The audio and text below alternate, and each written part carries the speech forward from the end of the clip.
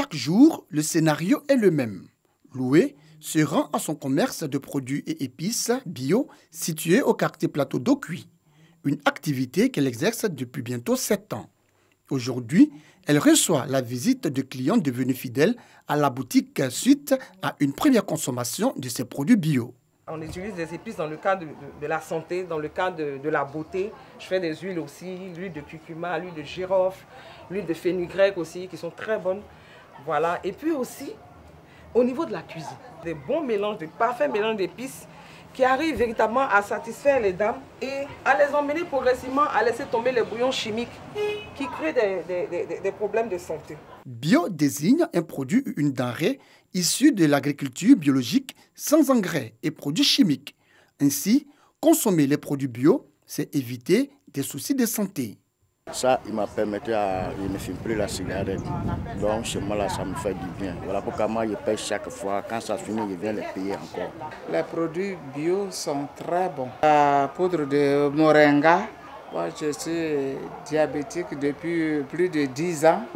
Et depuis que j'utilise ça, ça va, ça baisse.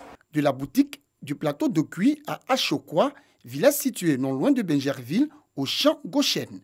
Ici, l'univers du bio s'offre à nous.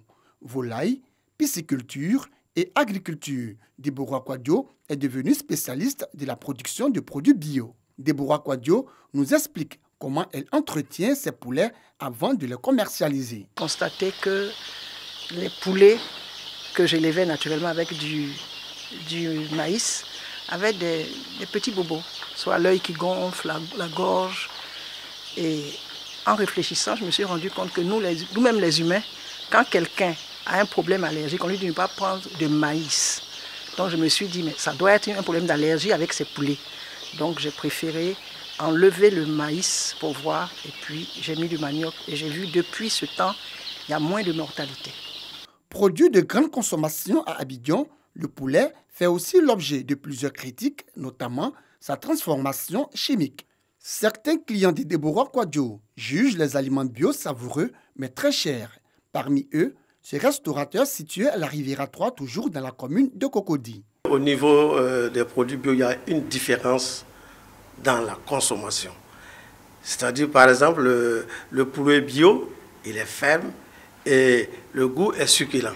Par exemple, la salade.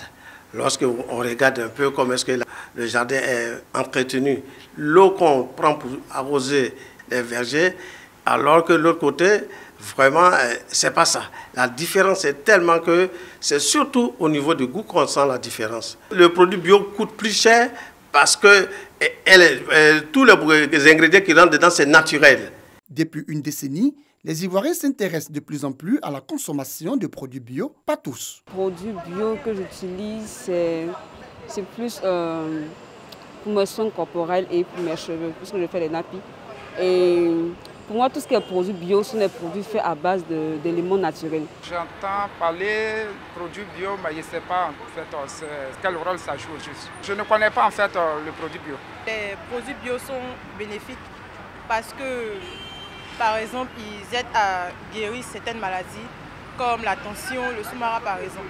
Mais alors, que pensent les diététiciens et les nutritionnistes des produits bio? Quelqu'un qui mange bio et quelqu'un qui ne mange pas bio, celui qui mange bio est beaucoup plus en bonne santé parce que c'est des produits sains qui ont du bon goût, qui ont une bonne saveur. C'est-à-dire, ils sont bien sûr l'organoleptique. Les qualités organoleptiques d'un produit bio est mieux qu'un produit qui n'est pas bio. Pour certains spécialistes, les fruits et légumes bio sont tout de même plus sûrs. Ils contiennent moins d'engrais, herbicides et pesticides.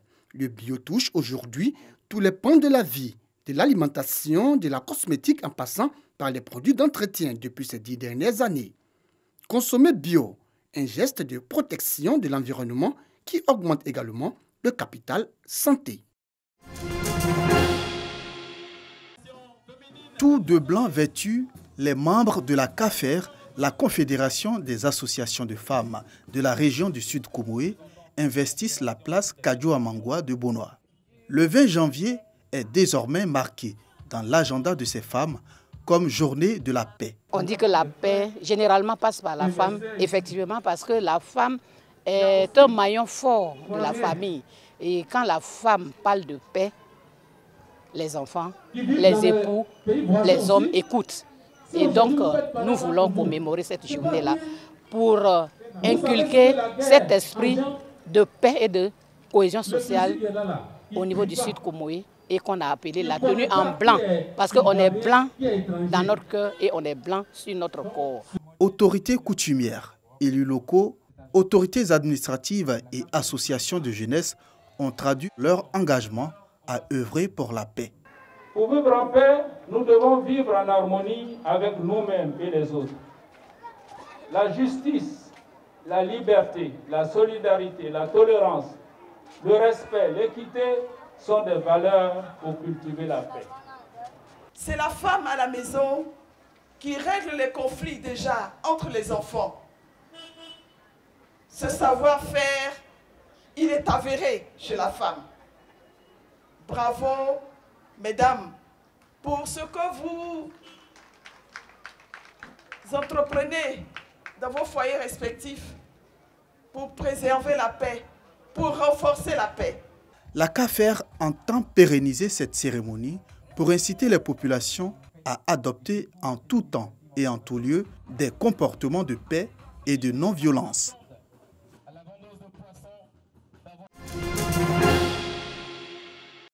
Durant 3 jours, plus de 1000 festivaliers ont pris d'assaut le complexe sportif d'Abobo pour la 10e édition du Festica, le festival culturel des arts d'Abobo.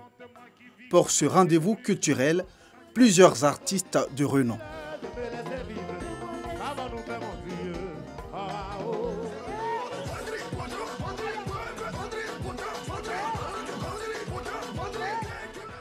Pour cette cérémonie de clôture du Festica 10, le premier magistrat d'Abobo était représenté par son 3e adjoint au maire, l'honorable Konesiaka, qui a félicité le commissaire général Kuntamader tout en lui réitérant le soutien du maire Ahmed Bakayoko, parrain de cette édition. Le premier magistrat de la commune vous salue tous, vous remercie pour votre engagement à être présent tous les ans au Festica et à participer au rayonnement de la commune d'Abobo à travers ce grand festival. Un soutien inestimable pour le commissaire général du Festica qui témoigne sa gratitude aux parrains. Tant que j'aurai le soutien de la population d'Abobo, le Premier ministre Ahmed Bakayoko, Festica vivra, vivra, vivra, vivra, vivra, vivra, vivra, vivra. Durant ces 3 jours, le public n'a pas boudé son plaisir. Les populations d'Abobo se sont appropriées le Festica, devenu une véritable attraction et un moment festif pour les populations d'Abobo. Le Festica vous donne rendez-vous l'année prochaine pour la 11e édition avec de nouvelles aventures. Mis en place par la FIFA le 14 janvier 2021, le comité de normalisation a été officiellement installé au siège de la Fédération ivoirienne de football ce jeudi 21 janvier 2021. La présidente, Mariam Dao Gabala, épaulée dans sa tâche par le professeur Martin Bléou et maître Simon Abbé, se sont officiellement présentés aux acteurs du football local ainsi qu'à la presse nationale et internationale. Entouré de ses pairs, du directeur de cabinet du ministre des Sports, Alayaou François, et du directeur exécutif de la FIFA, Sam Etiassé, la présidente du comité de normalisation, Mariam Dao Gabala, a affiché son optimisme vis-à-vis de la mission qui leur a été assignée par la FIFA. La gestion des affaires courantes de la Fédération ivoirienne de football, la révision partielle des statuts et le code électoral de la FIFA, la révision des statuts de certaines parties prenantes et agir en qualité de commission électorale, telle est la feuille de route du comité de normalisation.